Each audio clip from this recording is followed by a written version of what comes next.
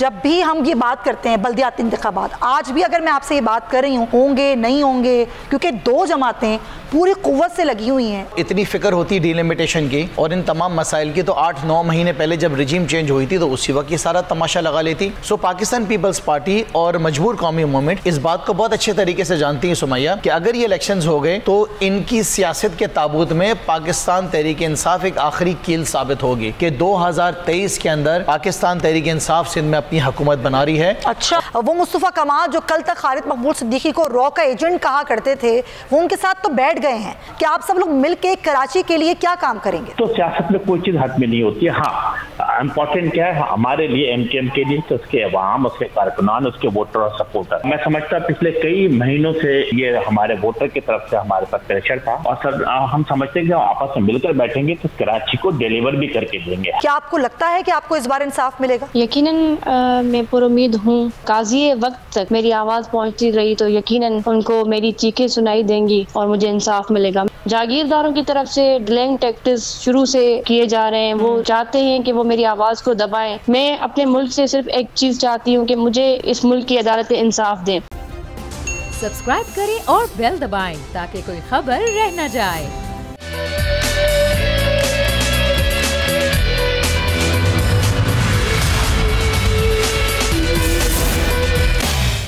बिस्मिल्लाहिर्रहमानिर्रहीम, अस्सलाम वालेकुम। प्रोग्राम में मैं सुमैया रिजवान आपको खुश आमदीद कहती हूँ। फुल ऑफ हैपनिंग दिन कल का भी और आज का भी। और अगर हम मुल्क की सियासत का निचोड़ निकालें तो मुल्क का मुआशी हब कहलाने वाले कराची में एक मरतबा फिर बल्दियाती इंतखाबात का मामला खटाई में पड़ता हुआ नजर आ रहा है। कल से कराची के मौसम में जहाँ सर्द हवाओं ने तेजी दिखाई और शहर क़ायद का मौसम तब्दील किया, उसी तेजी से कल शहर के सियासी मौसम में भी बड़ी तब्दीलियां आ चुकी हैं। मुस्तफा कमाल और फारूक सत्तार के धड़ों की मुत्तहदा में शमूलियत इख्तियार करते ही एमकेएम के तेवर बिल्कुल तब्दील हो गए। एमकेएम पाकिस्तान ने मुत्तहिद होने के बाद पहला फैसला ये किया कि 15 जनवरी के बल्दियाती इंतखाबात नहीं होने देंगे। फारूक सत्तार ने तो पुरानी सियासी चमक दिखाते हुए बेसाख्ता ये भी कहा कि शाहराह फैसल पर धरना दे देंगे। देखते हैं इलेक्शन कैसे होता है। हस्बे रिवायत एक बार फिर अवाम की किस्मत का फैसला आधी रात को करते हुए सिंध हुकूमत की जानिब से एमकेएम के मुतालबात को मंजूर करते हुए 15 जनवरी को कराची, हैदराबाद और दादू में होने वाले बल्दियाती इंतखाबात मौकर करने और हल्का बंदियों का नोटिफिकेशन वापस लेने का ऐलान किया गया। सर्द रात के सर्द फैसले को सुबह इलेक्शन कमीशन की जानिब से मुस्तरद किया गया। अब होगा क्या, और ख़ास तौर पे जो बड़ी जमातें हैं पाकिस्तान तहरीक इंसाफ, जमात इस्लामी और पाकिस्तान पीपल्स पार्टी जिनके दरमियान है असल मुकाबला, वो उसको कैसे देख रही हैं, इस पर हम बात कराची स्टूडियोज़ में मौजूद हैं। हम वेलकम करते हैं पार्लिमानी लीडर हैं सिंध असम्बली के पाकिस्तान तहरीक इंसाफ के रहनुमा खुर्रम शेर जमान साहब। अस्सलाम वालेकुम। Thank you. कैसे हैं आप? ठीक है खुर्रम साहब, आप जब भी हम ये बात करते हैं बल्दियाती इंतखाबात, आज भी अगर मैं आपसे ये बात कर रही हूँ तो एक गैर यकीनी की फ़ज़ा है, होंगे नहीं होंगे, क्योंकि दो जमातें पूरी कुव्वत से लगी हुई हैं, एक तो एमकेएम और दूसरी पीपल्स पार्टी जो उनका साथ दे रही है। अब आप लोगों का लाहेअमल क्या है? ये तो कह रहे हैं हम तो होने नहीं देंगे इंतखाबात, अभी प्रेस कॉन्फ्रेंस भी आपने देखी, क्या है स्ट्रेटजी? अच्छा सुमैया, देखें सबसे पहले तो इस बात को समझना ज़रूरी है ना कि वजह क्या है, क्यों भागना चाहते हैं, ऐसी क्या क़यामत आ गई। क्योंकि देखिए मजबूर कौमी मूवमेंट जो है पिछले 8 महीने से इनकी हिस्सेदार है ना, आज कोई नई बात तो नहीं है। सो अगर इनको इतनी फ़िक्र होती डिलिमिटेशन की और इन तमाम मसाइल की तो 8-9 महीने पहले जब रिजीम चेंज हुई थी तो उसी वक्त ये सारा तमाशा लगा लेती। मसला असल में सारा ये है कि मजबूर कौमी मूवमेंट ने सिर्फ कराची के अंदर 52% यूनियन काउंसिल्स के ऊपर अपनी नॉमिनेशंस फाइल किए हैं। 80% तो यूनियन काउंसिल्स पे इनके पास लोग ही नहीं थे और जाहिर है कि लोग इनकी टिकट से इलेक्शन लड़ना नहीं चाहते थे। आपने देखा आमिर लियाकत की सीट के ऊपर जो आखिरी इलेक्शन हुआ उसमें इनका हशर क्या हुआ, एमकेएम फारूक सत्तार, एमकेएम पाकिस्तान और पीएसपी, इन तीनों को मिलाकर भी पाकिस्तान तहरीक इंसाफ के जो विनिंग कैंडिडेट थे उनसे ज़्यादा इनके वोट नहीं थे। सो पाकिस्तान पीपल्स पार्टी और मजबूर कौमी मूवमेंट इस बात को बहुत अच्छे तरीके से जानती है सुमैया कि अगर ये इलेक्शंस हो गए तो इनकी सियासत के ताबूत में पाकिस्तान तहरीक इंसाफ एक आखिरी कील साबित होगी। यानी कि ये पहले से ही ये जानते थे, इसीलिए 52% नशिस्तों पर इन्होंने अपने नॉमिनेशन पेपर जमा कराए। सुमैया देखिए लोग नहीं है, देखिए ये वो दौर ख़त्म हो गया सुमैया। अब कराची के लोगों के दिलों में इमरान खान धड़कते हैं, जिस तरह इमरान खान ने कराची शहर के लिए अपनी काविशें दिखाई, जिस तरीके से इमरान खान ने कराची के बड़े मसाइल हल किए। फॉर एग्जांपल 2-4 आपको मैं दे देता हूँ, ज़्यादा नहीं, कि जब बारिशें होती थी तो कराची शहर में वो बारिशें अल्लाह की रहमत जहमत में तब्दील हो जाती थी, शहर डूब जाता था। इमरान खान ने, हालांकि हमारी जिम्मेदारी नहीं थी सुमैया, ये जिम्मेदारी 18वीं तरमीम के बाद हुकूमत सिंध की थी। हमने उन तीनों बड़े स्टॉर्म ड्रेन्स की सफाई कराई, उनके अतराफ में सड़कें बनवाई और वहाँ पे इंक्रोचमेंट्स की रीसेटलमेंट कराई। अच्छा। शहर कराची में आग लग जाती थी, मैं खुद जाता था आग जब लगती थी इंडस्ट्रीज़ को देखने। फायर ब्रिगेड का अमला मुझे कहता था, मैं पूछता था कि कब बुझेगी आग, बोला जब जल के राख हो जाएगी तो बुझ जाएगी। मैंने कहा क्यों? बोला क्या ये फटी पुरानी गाड़ियाँ जिसमें पानी लीक हो रहा है इससे आग बुझाएंगे? 52 फायर ब्रिगेड्स इमरान खान ने कराची शहर को दी। एक दिन में पाकिस्तान की तारीख में कभी भी 6 फ्लाईओवर्स की इनॉग्रेशन नहीं हुई। एक दिन में गवर्नर सिंध इमरान इस्माइल ने 6 फ्लाईओवर्स की नॉर्थ नाज़िबाबाद में इनॉग्रेशन की। नेपियर रोड कराची का बहुत बड़ा मसला था, वो बनवाया। निश्तर रोड एक बहुत बड़ा मसला था, बनाया। मंगोपी रोड एक ह्यूज रोड, उसको मुकम्मल कराया। पाकिस्तान पीपल्स पार्टी ने 8 साल ज़ाया किए K4 के ऊपर, पानी के प्रोजेक्ट के ऊपर। 8 साल ज़ाया करने के बाद बताया कि 13 अरब रुपये कराची के टैक्स पेयर्स के ज़ाया हो गए क्योंकि डिज़ाइन गलत बन गया।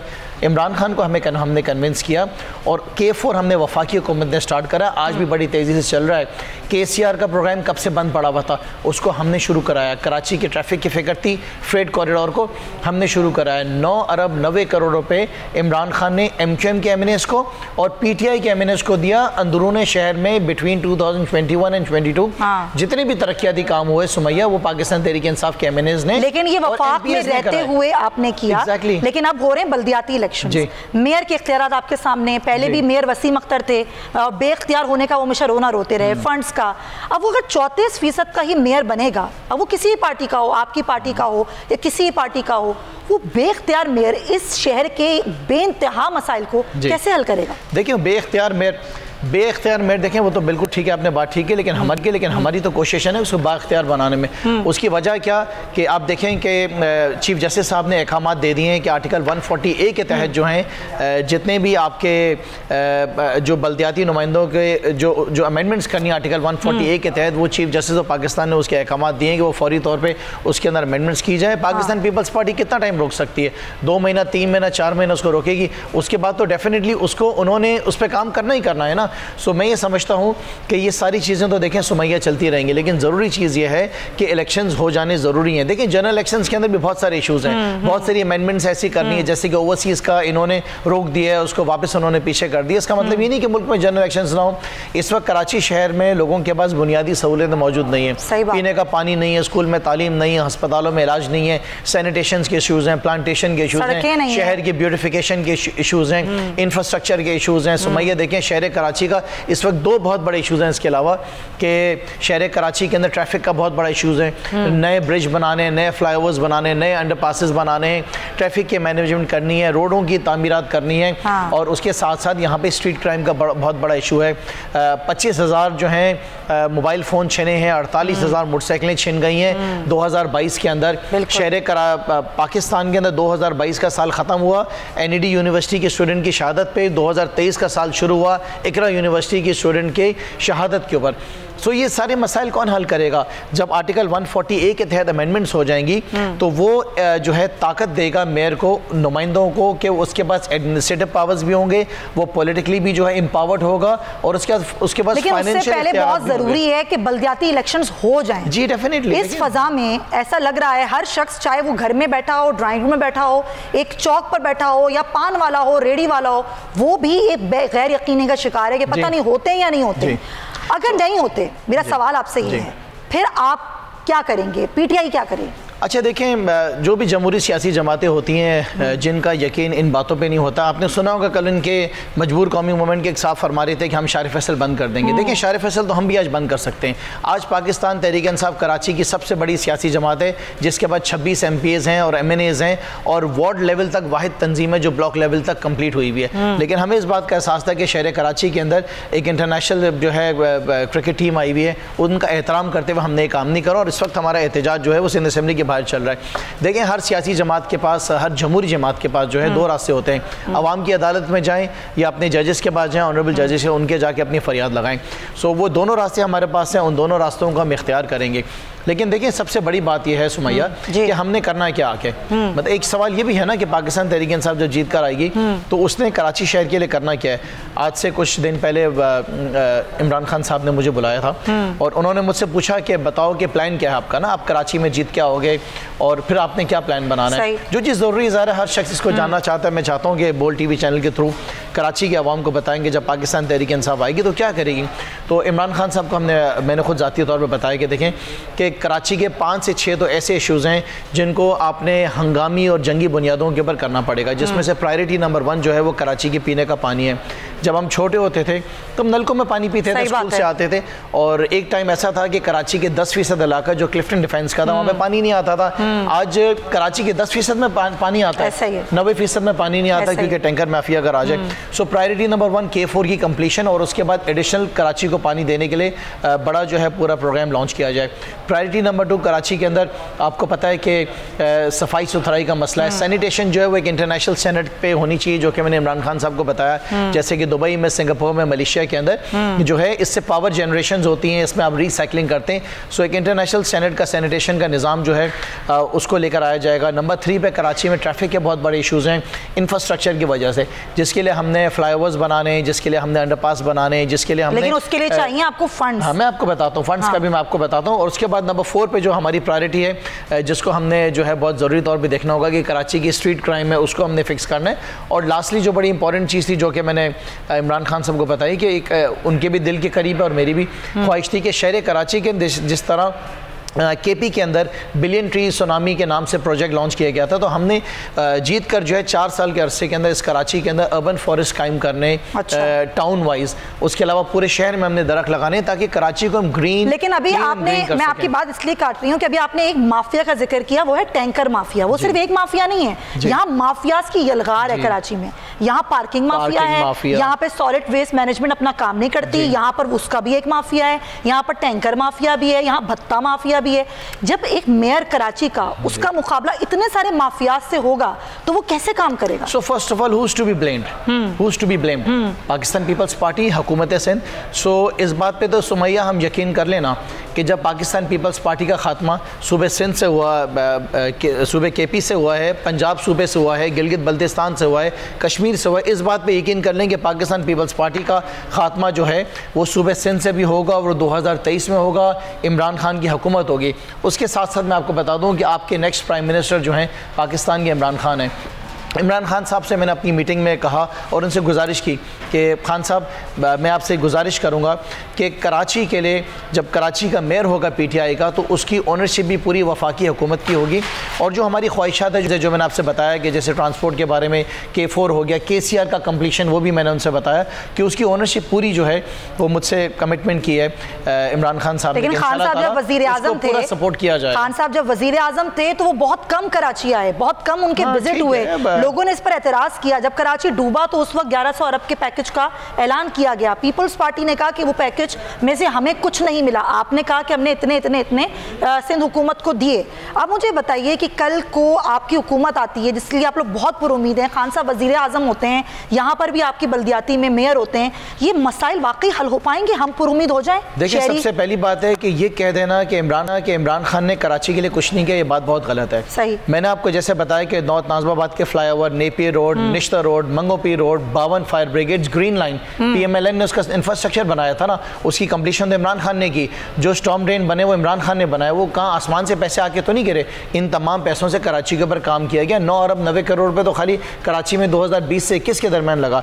सो आपका ये सवाल है कि जीत के आएंगे तो ये काम कैसे कराएंगे? ये काम वफाकी हुकूमत ने जिस तरह पहले कराया था वापस कराएंगे। और इस बात पे यकीन कर लें सुमैया कि 2023 के अंदर पाकिस्तान तहरीक इंसाफ सिंध में अपनी हुकूमत बना रही है। अच्छा। और अगर 15 जनवरी को इंशाल्लाह ताला परसों इलेक्शंस होते हैं तो कराची का मेयर पाकिस्तान तहरीक इंसाफ का होगा। कोलिशन गवर्नमेंट नहीं बनानी पड़ेगी? नहीं, इंशाल्लाह ताला ये तो आवाम की भी जिम्मेदारी है कि देखें कि इतनी तादाद में लोग निकलें। क्योंकि देखिए सुमैया इस बात को अंडरस्टैंड करना पड़ेगा कि 3 प्लान्स थे मजबूर कौमी मूवमेंट के। इनका जो प्लान A था वो इनका प्लान A ये था कि वो पोस्टपोन कराएंगे इलेक्शन को। अगर उसमें नाकाम हो जाते हैं तो उन्होंने दूसरा प्लान बनाया कि वो बैकआउट करेंगे, जो हो सकता है आज रात तक बैकआउट कर दें। इनका जो प्लान C है वो ये है कि रिगिंग करेंगे। सो अवाम को इस बात को समझना पड़ेगा कि इनका जो प्लान सी है पीपल्स पार्टी का भी साथ साथ कि अवाम ने इतनी बड़ी तादाद में बाहर निकलना है वोट कास्ट करने के लिए, अगर ये प्लान सी के ऊपर भी जाते हैं जिसमें रिगिंग करेंगे तो उससे इतना फर्क ना पड़े। क्योंकि देखिए पंजाब में जब बाई इलेक्शन हुए तो इतनी बड़ी तादाद में लोग बाहर निकले, इतना ज्यादा वोट कास्ट हुआ कि इमरान खान साहब का जो कहना था कि जब ज्यादा वोटिंग होगी तो जो रिगिंग होती है वो मैटर नहीं करती। टर्नआउट इतना ज्यादा था कि जनरल इलेक्शन वाला टर्नआउट था। सो मैं आखिर में क्लोज करते आपको बताऊं कि ये मेरी प्रेडिक्शन है कि ये कराची के अंदर जो बल्दियाती इलेक्शन हैदराबाद में हो रहे हैं इसमें टर्नआउट इतना ज्यादा होगा कि यू विल बी सरप्राइज्ड कि जिस तरह जनरल इलेक्शंस के अंदर टर्नआउट होता है उतना आप बल्दियाती जो है इन इलेक्शंस में जो आप जानते हैं ना, ये तो दूसरा मरहला है। पहला मरहला पीपल्स पार्टी ने जीता, आप समेत जो उनकी इत्तेहादी हैं उन्होंने भी उन पर रिगिंग का इल्जाम लगाया जो उन्होंने नहीं माना। अभी आपने कहा ये एमक्यूएम कोशिश करेगी रिगिंग करने की, अब उस रिगिंग को रोकें कैसे कि सिर्फ टर्नआउट से ही रोका जाएगा? नहीं, देखिए दो चीज़ें बहुत अहम है मेरी। आज आपके चैनल के थ्रू अपनी अफवाज पाकिस्तान से और चीफ ऑफ द आर्मी साहब से मेरी गुजारिश है कि देखिए हम तो आपका बड़ा एहतराम करते हैं और हम आपकी तरफ नजरें लगाए बैठे हैं। हमें इस बात का खौफ है कि ये इलेक्शन जो है इसके अंदर ये रिगिंग होगी, तो मैं तो ऑलरेडी रिक्वेस्ट कर चुका हूँ अपनी अफवाज पाकिस्तान से भी, सदर पाकिस्तान से भी और इलेक्शन कमीशन से भी कि काइंडली इस बात को कंसिडर किया जाए कि जिस तरह 2018 के अंदर आर्मी के जवान, रेंजेस के जवान पोलिंग स्टेशन के अंदर खड़े हुए थे, पोलिंग स्टेशन के बाहर खड़े हुए थे, तो देखिए हर मुश्किल वक्त में आपकी फौज आती है, आपकी मदद करती है ना। सो इलेक्शंस फ्री एंड फेयर हो जाना एक बहुत बड़ी जिम्मेदारी होती है और वो अगर कामयाबी से हो जाए तो डेफिनेटली उस शहर का फ्यूचर, उस मुल्क का फ्यूचर जो है उस पर डिपेंडेंट होता है। So I am once again requesting कि इस बात को जो GHQ की पिछले दिनों स्टेटमेंट आई थी कि पॉसिबल नहीं है, अगर इसको कंसिडर किया जाएगा तो आप समझेंगे कराची आइट जो है वो आपके एहसानमंद होंगे कि इस मुश्किल वक्त में हमेशा में भी आप पहले खड़े हो। और आपको लगता है कि वो GHQ की स्टेटमेंट का आप जिक्र करें कि वो कह रहे हैं हम नहीं दे सकते इस तादाद में? नहीं, हम अंडरस्टैंड करते हैं शायद कुछ मुश्किलात होंगी, लेकिन आप भी इस बात को अंडरस्टैंड करें कि ये कितना ज़रूरी काम है। This is not something small, क्योंकि अगली सियासी जमातें दो वो कोशिश करेंगे इलेक्शन को ख़राब करें। सो अगर हम तो देखें क्या चाहते हैं, हम तो नहीं कहते हैं कि हमें कोई फेवर दे, हमारी कोई मदद करे, हमारे फेवर में रिजल्ट दे। हम तो ये चाहते हैं कि you know free and fair elections हो, हर एक के लिए एक इक्वल फील्ड मिले कि वो उस बुनियाद के ऊपर इलेक्शन लड़ सके। अगर आपने इलेक्शन छीनना है, आपने उसको रिग करना है, देखिए ये तो एक राइटिंग ऑन द वॉल है ना कि इस वक्त पूरे पाकिस्तान में इमरान खान से ज़्यादा मकबूल लीडर कोई नहीं है, कोई इस बात को मानेगा नहीं। जो हालात सुमैया इस वक्त पूरे पाकिस्तान में PDM के हैं, कोई एक साथ इलेक्शन लड़ रही है, ये कराची में भी सब इसी तरह कर रहे हैं ना, लड़े भी थे ना पहले भी तीन सियासी जमातें PSP, MQM पाकिस्तान और MQM पता नहीं और कौन सी है और चौथी पीपल्स पार्टी, सब मिलकर इलेक्शन लड़ रहे हैं ना। अच्छा, बस मैं क्योंकि एक वक्त की कमी है, मुझे ब्रेक लेनी है, मैं एक आखिरी सवाल बस आपसे पूछना चाहती हूँ, समझना चाहती हूँ कि ऐसा कौन सा MQM मुतालबा कर रही है जो कि माना नहीं जाना चाहिए, हल्का बंदियां नए सिरे से हों, क्या ये मुतालबा PTI का नहीं है? नहीं, देखें इसमें कोई दो राय नहीं है, दो चीज़ें हैं, एक हल्का बंदियों का भी इशू है, उसके साथ साथ आर्टिकल 140A के तहत अमेंडमेंट्स की भी ज़रूरत है। लेकिन मेरा सवाल यह है कि ये 9 महीने से सो रहे थे, ये क्या कोई भंग पी हुई थी इन्होंने? अब जब इलेक्शन सर के ऊपर आए तो तमाशा लगाए, प्लीज़ इसको अंडरस्टैंड करें। मैं आपके ज़रिए पूरे कराची को बताना चाहता हूँ कि मसला हल्का बंदियों का नहीं है। हमने भी तो एक्सेप्ट किया कि जैसी भी हल्का बंदियाँ होंगी इमरान खान शिकस्त देगा हर सियासी जमात को कराची के अंदर। इलेक्शन से भागने का मामला है, ये भागना चाहते हैं। और ये जो इकट्ठे हुए हैं ना सुमैया, ये बहुत अच्छा हो गया, इकट्ठे हो गए, अब ये इकट्ठे हो गए, इनका शिकार करने में हमें भी आसानी होगी। चलें ठीक है, खुर्रम शेर जमान साहब, thank you so much for your time. आपने अपनी गुफ्तगू की parliament leaders in assembly, Pakistan Tehreek Insaf के रहनुमा। देखना यह है कि आगे जो इलेक्शंस होते हैं उसमें किस तरीके से कामयाबी हासिल करके कराची के मसाइल को ही हल करते हैं। प्रोग्राम में एक ब्रेक शामिल करते हैं, फिर वापस आते हैं।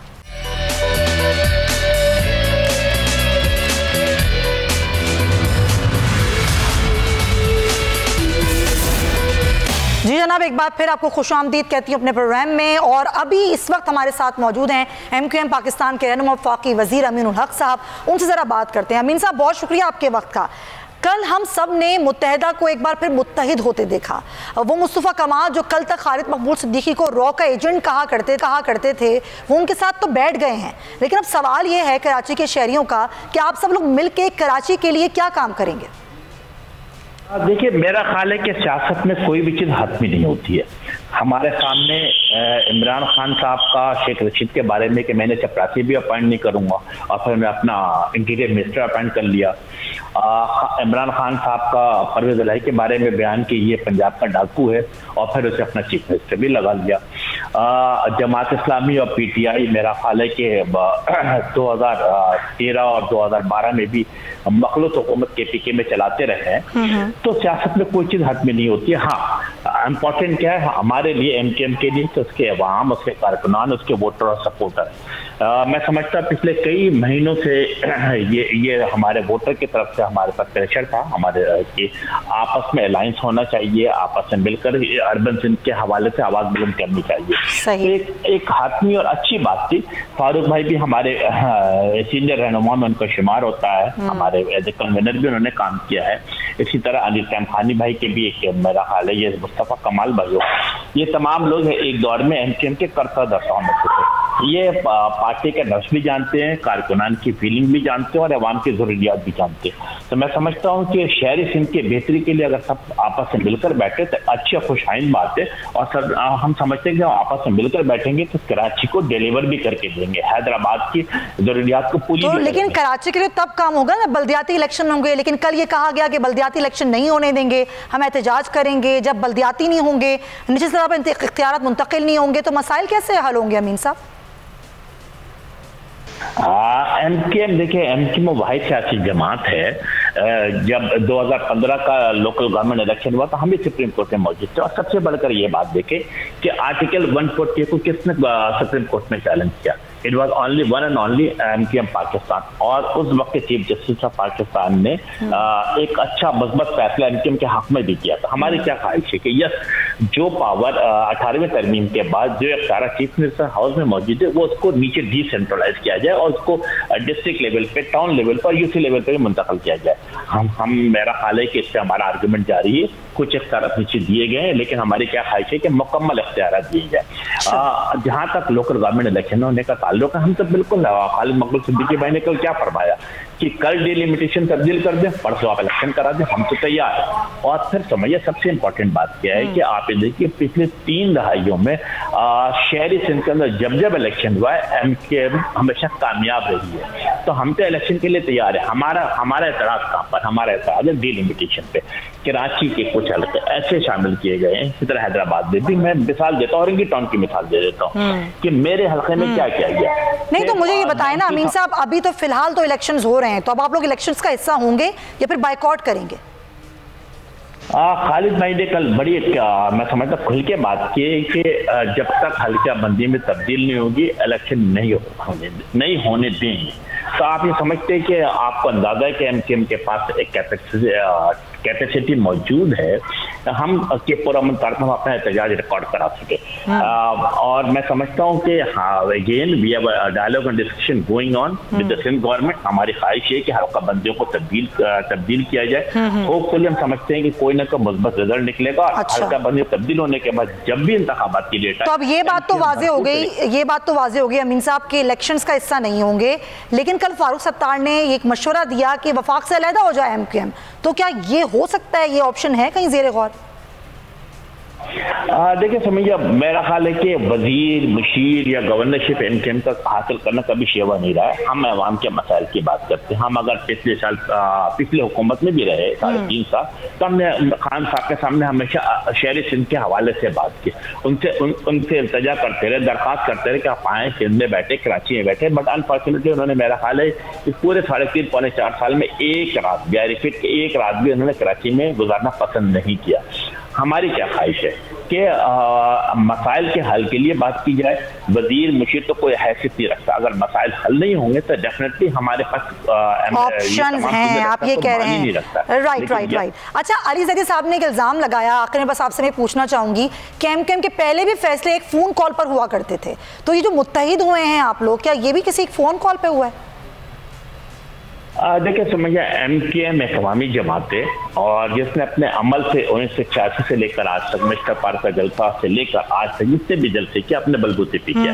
एमकेएम पाकिस्तान का क्या फैसला है कि वो तमाम चीजें वो किसी के टेलीफोन कॉल पर नहीं, बल्कि अपने अवाम, अपने कारकुनान, अपने वोटर और सपोर्टर के आरा के साथ, उनकी सोच के साथ आगे बढ़ेगी। मैं समझता कारकुनान की चूंकि सोच थी कि इत्तेहाद किया जाए, इसलिए इत्तेहाद किया गया। अच्छा। इसी तरीके से मैं समझता अली ज़ैदी साहब को समझना पड़ेगा कि 2018 के इलेक्शन में जो लोग अपने घरों पे जाकर सो गए थे रात के, उनको ही नहीं पता था कि मैं इलेक्शन एमएनए बन गया या एमपीए बन गया। तो मैं समझता हूँ उनको अपने गिरबान में झांकना चाहिए, देखना चाहिए कि उस वक्त की जो जिसे कहते हैं हवाई मखलूक थी, उन्होंने उनको मुकम्मल सपोर्ट किया, जिसके बिना पर हुकूमत में। और फिर उनको एमकेएम को थैंक यू वेरी मच बोलना चाहिए कि एमकेएम के कोलिजन के बिना पर एमकेएम को थैंक यू वेरी मच बोलना चाहिए। चलें, जबरदस्त। अमीनुल हक साहब बहुत शुक्रिया। एमकेएम पाकिस्तान के रहनुमा हमारे साथ मौजूद थे। मौक़िफ़ था कि वो नहीं बनेंगे इस इलेक्शन का हिस्सा अलक़ाबंदियों के बगैर।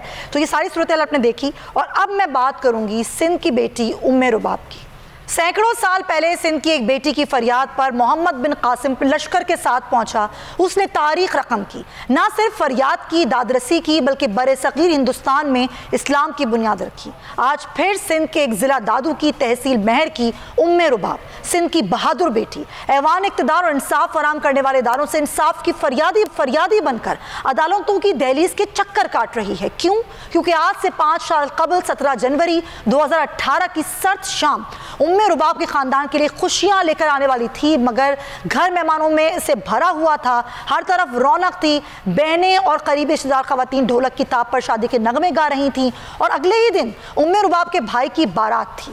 लेकिन उसी वक्त सिंध की चांडियो फैमिली से ताल्लुक़ रखने वाले बासर अफराद ने साथियों के साथ उम्मे रुबाब के दादा वालिद चचा को दिन दहाड़े कत्ल कर दिया। और उसके लिए इंसाफ मांग रही है उम्मे रुबाब। एक बार फिर 20 जनवरी को समात है। क्या इस बार उम्मे रुबाब को इंसाफ मिलेगा? इसी पर बात करेंगे। उम्मे रुबाब हमारे साथ मौजूद हैं। उम्मे रुबाब, आपने बहुत मुश्किल वक्त गुजारा और गुजार रही हैं। क्या आपको लगता है कि आपको इस बार इंसाफ मिलेगा? यकीनन मैं पुरुम्मीद हूँ और मैं ये ज़रूर कहूँगी कि इसमें मीडिया का बड़ा किरदार रहा है, एक पॉजिटिव किरदार रहा है। और अगर आप लोग ऐसे ही मेरी आवाज़ बनते रहें, घर घर तक मेरी आवाज़ पहुँचती रही और काज़ी वक्त तक मेरी आवाज़ पहुँचती रही, तो यकीनन उनको मेरी चीखें सुनाई देंगी और मुझे इंसाफ मिलेगा। मैं पुरुम्मीद हूँ। मैं खुद कानून की तालिबे इल्म हूँ और मैं जानती हूँ कि मेरे केस में जितने एविडेंस मेरे पास हैं वो मोर देन इनफ हैं, वो सफिशेंट एविडेंस हैं। और बस इसमें जो केस में एक इशू आ रहा है वो डिले है। जागीरदारों की तरफ से डिलेइंग टैक्टिक्स शुरू से किए जा रहे हैं। वो चाहते हैं कि वो मेरी आवाज़ को दबाएं, पर मैं पुरुम्मीद हूँ। मैं भी पाकिस्तान की बेटी हूँ, मैं सिंध की बेटी हूँ। मैं अपने मुल्क से सिर्फ एक चीज़ चाहती हूँ कि मुझे इस मुल्क की अदालतें इंसाफ दें। अभी मेरे केस में जो तकरीबन सबके इल्म में है कि मैं 5 सालों से ये स्ट्रगल कर रही हूँ। मैंने एक अलम बगावत जागीरदाराना निज़ाम के ख़िलाफ़ भी बुलंद किया है। अदालतें अपना किरदार इसमें अदा कर रही हैं। अल्हम्दुलिल्लाह लास्ट जो हेयरिंग थी हमारी, उस पर एक SHO जिसका नाम करीम चांडियो, जो कि जागीरदारों का एक टाउट है, उसने हमारे केस में मेरे वालिद साहब, मेरे दादा और मेरे चचा के कत्ल केस में उसका एक किरदार, मरकज़ी किरदार रहा, जिसने जो भी मुल्ज़मान थे, जो एब्सकॉन्डर्स, जो 3 सालों तक मुर्तज़ा चांडियो एब्सकॉन्ड करके भागा हुआ था, उसको फैसिलिटेट किया और पूरा उसका इसमें कंस्पायरेसी रही और इस प्लानिंग में वो शामिल रहा। उस SHO के खिलाफ हमने 193 CRPC की दरखास्त दी थी, जिसको कोर्ट ने अलाउ किया और इसको ज्वाइन किया। वो SHO ज्वाइन होने के बाद ज़ाहिर है उसके अरेस्ट वारंट जब जारी हुए तो वो अदालत से भाग गया। इस केस में मैं एक बेटी होके जो एक जंग लड़ रही हूँ इस निज़ाम के खिलाफ, क्योंकि आप अगर इंसाफ के लिए निकलते हैं तो मैं समझती हूँ कि सिर्फ वो इंसाफ लड़ने की जंग नहीं होती, आपको हर एक मुहाज पे लड़ना पड़ता है। क्योंकि देखिए एक जिस तरीके का ये दौर, इंशाल्लाह हमें भी उम्मीद है उम्मे रुबाब कि आपको इंसाफ मिले। हम आपके साथ खड़े हैं। बहुत शुक्रिया आपके वक्त का। उम्मे रुबाब की बहादुर बेटी हमारे साथ थी।